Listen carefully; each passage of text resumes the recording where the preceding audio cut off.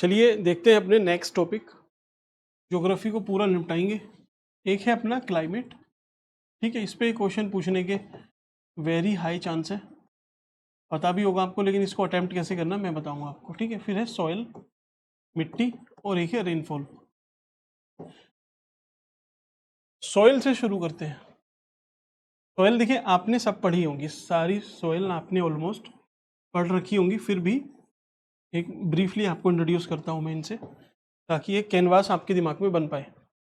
आप मुझे बताना इधर कौन सी सॉइल मिलती है जहाँ पे ज़्यादा बारिश होगी, 200 सेंटीमीटर से ज़्यादा रेनफॉल कहीं पे होगी, तो वहाँ पे लेटराइट सॉइल मिलती है। लेटराइट सॉइल की क्या विशेषता है कि जो सरफेस है, उस सरफेस से जो हर सरफेस पे आयरन होता है, एल्यूमिनियम और सिलिका। ये जो सिलिका है ये लीच करके नीचे चला जाता है, ठीक है। तो लीचिंग होती है यहाँ पे, क्यों? क्योंकि बारिश इतनी ज़्यादा होती है। तो लेटराइट सॉइल इधर मिलती है। और कहाँ पे होती है इतनी रेनफॉल? अंडमान निकोबार में, थोड़ी बहुत मेघालय इधर भी होती है, ठीक। दूसरा जो मिट्टी है अपनी, एलुवियल सॉइल। एलुवियल जहाँ भी नदी होगी उसके आसपास के क्षेत्र में एलुवियल सॉइल मिलेगी। तो इजी हो गया आपके लिए बनाना, एलुवियल सॉइल हो गई। दो सॉइल होगी मेजर। तीसरा बचती है आपकी ब्लैक, तो थोड़ा गुजरात में है, थोड़ा महाराष्ट्र में है, ठीक है, तमिलनाडु में है, एक दो यहाँ पे ऐसे टिकारे मार देना, राजस्थान में भी है। तो बस यहाँ पे बॉक्स बना के ऐसे और लिख देना कि ये जो है ये सब ब्लैक सॉइल है। ये तो कहानी हुई आपकी सॉइल की, बाकी सब में इसको आप फिल कर देना किससे? ये सब रेड सॉइल है और येलो, है ना। ऊपर तो पहाड़ है तो माउंटेनियस सॉइल हो गई। तो माउंटेनियस पे तो ऐसा पूछेगा नहीं। मेन मुद्दा है अपना ये सब आपने समझ लिया एक बार। अब क्या करना है आपने? सॉइल में 7 पॉइंट की स्ट्रेटेजी फॉलो करनी है। कंट्रास्ट नहीं हो रहा, चलिए 7 वाली क्या है? 7। पहले आपको सॉइल का डिस्क्रिप्शन देना है कि इंडिया में X% ये सॉइल है। उसके बाद बताना है ये कहाँ पर है, कहाँ पर डिस्ट्रीब्यूटेड है, स्टेट के नाम देने हैं। उसके बाद आपने लिखना है कि ये रिच है, मतलब इसमें किस चीज़ की प्रचुरता है, कमी किस चीज़ की है, डेफिशिएंसी किस चीज़ की है, ये लिखना है अगला पॉइंट।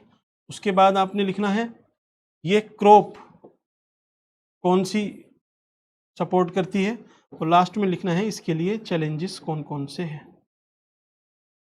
होगी कहानी खत्म। 1 2 3 4 5 6, एक और बचा क्या? Crop, challenges. एक डायग्राम भी ड्रॉ करना है इसका, है ना। जहां भी आपको जो भी सॉइल पूछ ले, अगर एलुवियल पूछे तो आधा ही ये ड्रॉ कर देना बस, और ऐसे शो कर देना, ठीक। अब आपसे पूछ रहा है वो ब्लैक सॉइल के बारे में, रेड सॉइल के बारे में, एलुवियल के, है ना, और लेटराइट सॉइल। ये ही मेजर 4 सॉइल है जिसके बारे में पूछ सकता है आपको। इसका बस परसेंटेज, जैसे यहाँ पे पहला परसेंटेज है तो परसेंटेज एलुवियल का कितना है, लगभग 45%। ब्लैक कितना है, लगभग 15%। और रेड कितना है, ऑलमोस्ट 25% है शायद, ठीक है, 25% है। तो एलुवियल लिख देना कि ये 45% पे पाई जाती है। कहाँ कहाँ है ये स्टेट लिख दो यहाँ के, यूपी, अपना पंजाब, हरियाणा, बिहार, झारखंड, वेस्ट बंगाल। तो एक लाइन आपकी ये भर गई पूरी, है ना। इसको एक आप पेपर समझो, ये एक पेज है ना। इस पेज में आपने देखो कैसे फिल करोगे। तो ये आपकी कला है कि आप इसको बात को बस एक लाइन में कैसे स्ट्रेच करके लिखोगे। डेटा तो है आपके पास है, ठीक है। रिच, किस चीज़ में रिच है और किस चीज़ की इसमें कमी है, इसको मैं चलिए अभी बता देता हूँ आपको। आपने सुना होगा, इधर दिख रहा है ना आपने, ठीक।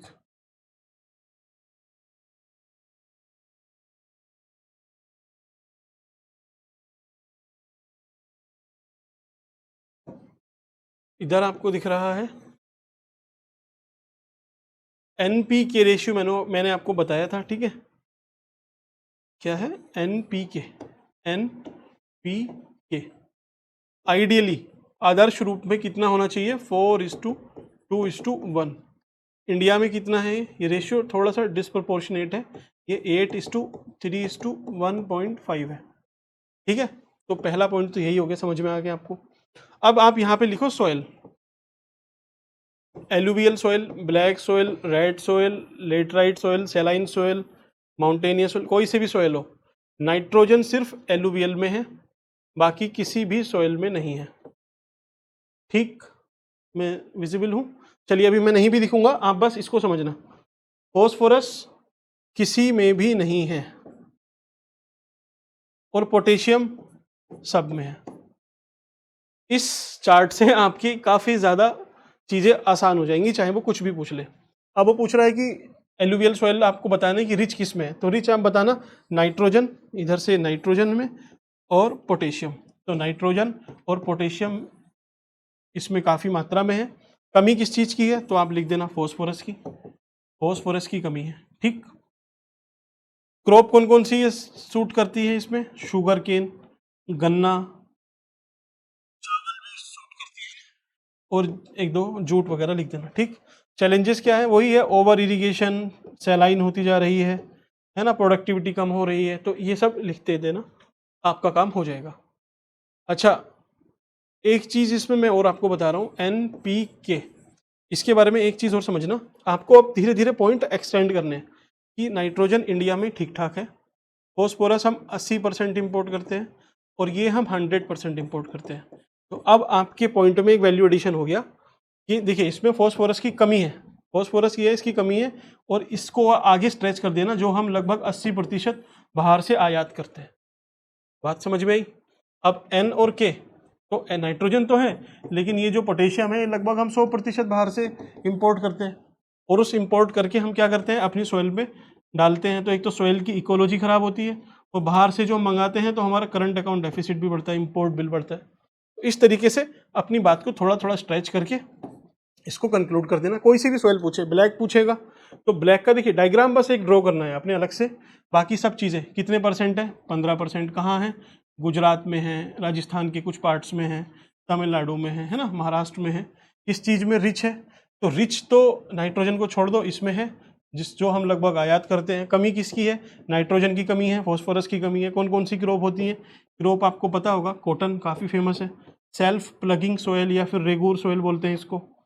ठीक है, हाँ, इसके बीच में अगर आप एक पॉइंट और ऐड करना चाहो तो यहाँ ऐड कर देना कि ये बनी कैसे है, अगर आपको याद हो तो, फॉर्मेशन इसका कैसे है।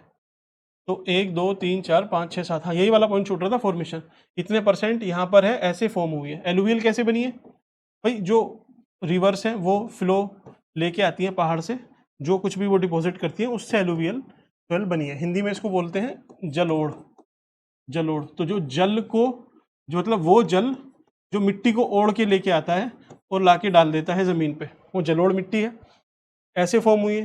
ठीक है, बाकी जो भी सॉइल आप लिखोगे उसका फॉर्मेशन कैसे हुआ है एक दो लाइन में लिख देना, बाकी 1 पॉइंट 2 पॉइंट 3 4 5 6 7 काम खत्म। ठीक, सॉइल का हुआ। अब देखते हैं अपना क्लाइमेट का। क्लाइमेट देखिए, क्लाइमेट में दो जो जिसके हाई चांस है, पहला इक्वेटोरियल क्लाइमेट पूछ लेगा आपसे, दूसरा मेडिटेरेनियन, तीसरा छोटा सा है सवाना, सवाना के चांस कम है, लेकिन इन दो के चांसेस बहुत हाई है कि वो आपसे पूछ लेगा। पहले उसने पूछा है कोपेन पे। अब कोपेन का क्लासिफिकेशन मैं आपको बताऊंगा अगर आप बोलोगे तब, अदरवाइज देखिए वो है तो आधे घंटे का, आधे घंटे से भी कम में पूरा हो जाएगा, लेकिन कोपेन, थोर्नबेट प्लस त्रिवाटा, ये तीनों के क्लाइमेटिक क्लासिफिकेशन तभी आपको समझ में आएंगे जब आपने क्लाइमेट इन जनरल पढ़ रखा होगा। तो पहले मैं आपको बता रहा हूँ कि कैसे आपको अटेम्प्ट करना है, अगर आपने क्लाइमेट पढ़ी हुई है तो। आपको ये चीज़ समझ में आई तो मुझे बताना,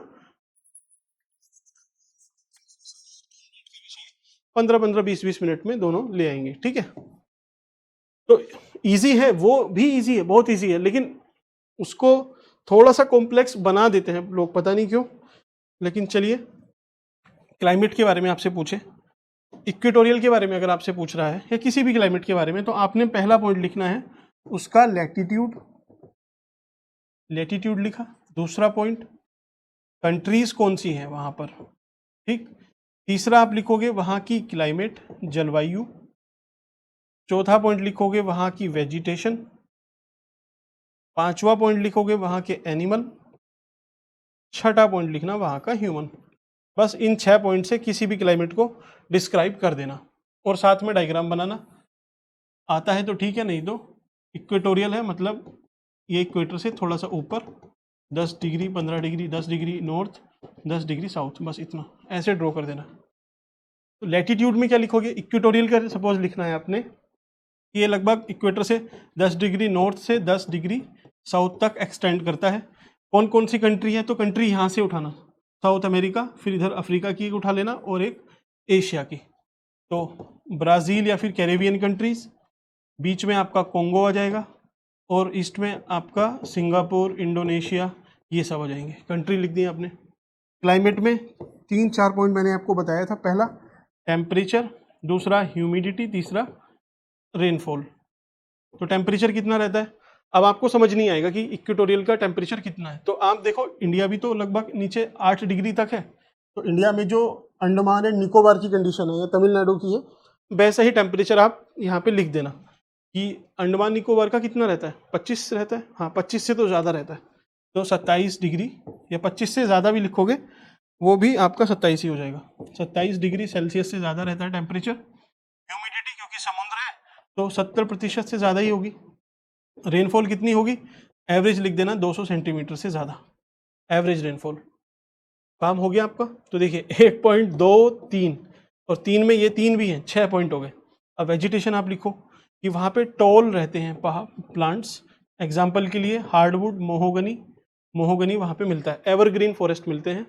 और जो एपीफाइट्स हैं, जो बेल पत्ती हैं, वो भी मैक्सिमम सनलाइट रिसीव करने के लिए, देखिए ट्री की कैनोपी इतनी बड़ी होती है कि वो सनलाइट को नीचे आने नहीं देगी। अब सनलाइट नीचे आएगी नहीं तो जितने नीचे छोटे छोटे प्लांट्स हैं, बेल हैं, वो पेड़ के सहारे चढ़ के ऊपर चली जाएंगी। तो लताएं या फिर एपीफाइट्स भी यहाँ पे मिलते हैं। उन्हीं एपीफाइट्स पे आपने देखा होगा बंदर ऐसे ऐसे ऐसे झूलते हैं, मंकी। तो आपको सदर्न इंडिया में जो भी याद आ रहा हो कि वहाँ पे एलिफेंट मिलते हैं, मंकी मिलते हैं, है ना, एग्जाम्पल लिख देना इसके। और ह्यूमन में आप ट्राइब्स लिख सकते हैं कोई सी, जैसे पिग्मी वगैरह, वहाँ का कुछ कल्चर अगर याद आए तो। अदरवाइज ये इतने पॉइंट हो जाएंगे प्लस एक डायग्राम हो जाएगा, आपका काम हो जाएगा। ठीक है। मेडिटेरेनियन पूछे तभी भी लिख देना कि ये 23 डिग्री 30 डिग्री के अराउंड वाले रीजन, जो मेडिटेरेनियन रीजन है, वहाँ पे मिलती है। कंट्री कौन कौन सी है, तो ये अपना मेडिटेरेनियन सी है, इससे जो बॉर्डर कंट्री है वही है। ठीक है, कंट्री लिख देना। क्लाइमेट कैसी है, तो टेम्परेचर भाई 27 क्या 20 से तो कम ही होगा, 20 डिग्री सेल्सियस से कम होगा। ह्यूमिडिटी यहाँ पे ठीक ठाक होगी, थोड़ी बहुत एवरेज चलता है। देखिए कुछ भी ऐसा नहीं है स्पेसिफिक है, एवरेज आप लिखोगे, ज़्यादा गलत मत लिख लेना, सही लिखोगे ज़्यादा तो ठीक ही है, ज़्यादा गलत नहीं होना चाहिए। बाकी क्लाइमेट में ये चीज़ें चलती हैं। रेनफॉल वहाँ पे कब होती है, समर ड्राई रहता है क्या, बताना कमेंट सेक्शन में। ट्रीज़ कैसे मिलते हैं, तो ट्रीज़ वहाँ पे ना सिट्रस फ्रूट ज़्यादा होते हैं, तभी उसी वजह से वहाँ पे बियर, शराब, ये सब चीज़ें खूब बनती हैं।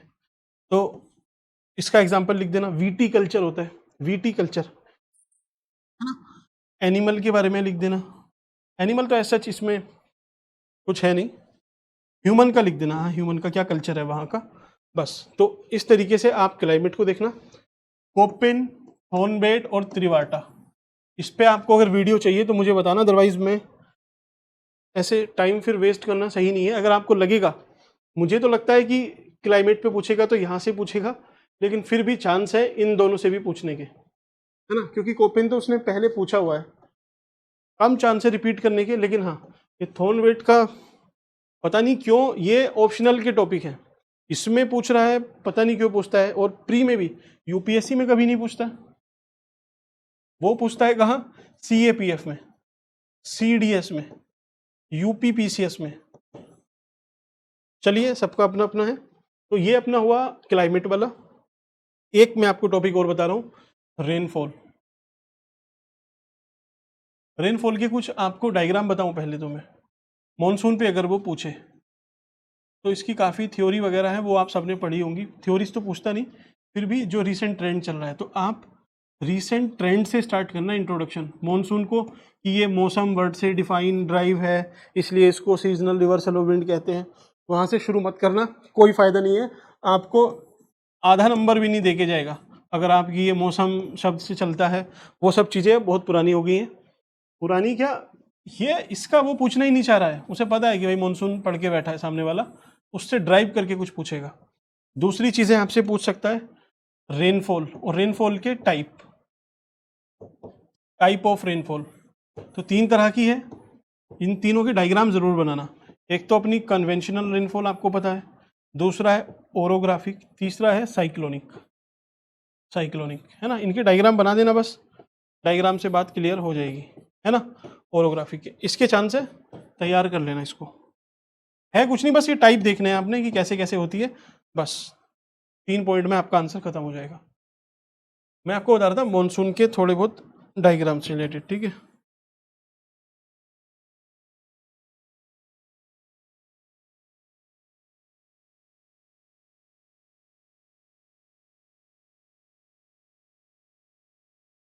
एक तो मॉनसून में जो वेरिएबिलिटी आ रही है ना, वो है डिले इन मॉनसून, डिले। तो डिले के लिए एक डायग्राम बना देना कुछ ऐसा, ठीक है। ये कि ऑन एन एवरेज लगभग, ये 1 जून की पिक्चर है, ये 10 जून लगा लो आप, ये 15 जून, और ऊपर 31 जून या फिर 30 जून या फिर 1 जुलाई के आसपास आ जाता है मॉनसून नदर्न इंडिया में।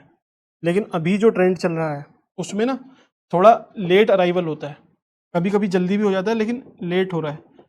तो आप ऐसे करके ये ड्रॉ किया आपने,